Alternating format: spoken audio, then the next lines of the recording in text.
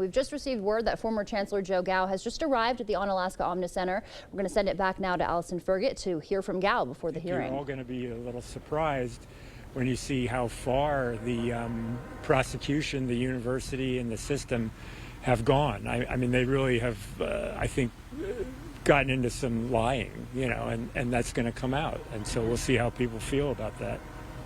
Joe, do you think the hearing will be done today, or do you think it might go into tomorrow? It's hard to say because they get 3 hours, we get 3 hours. I'd kind of be surprised if it all got done today, and that's just fine, Are you planning to use that full 3?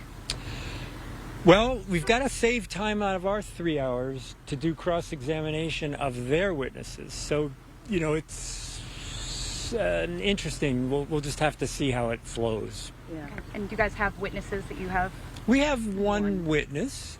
Now, you got to remember the burden of proof is on the administration, and so they're going to be the people with all the witnesses, and then we'll get to cross-examine them, which we're looking forward to doing that because particularly the material about our computers, there's just no way that we erase stuff from our computers before we turn them back in because we didn't turn them back in.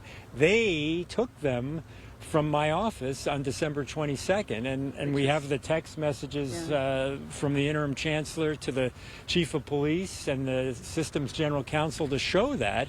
So I don't know why they would make such a wild accusation, and I think it's not going to look so good for them when we show the truth. Talk about the truth, but you also said there's a bit of anxiety coming into the hearing.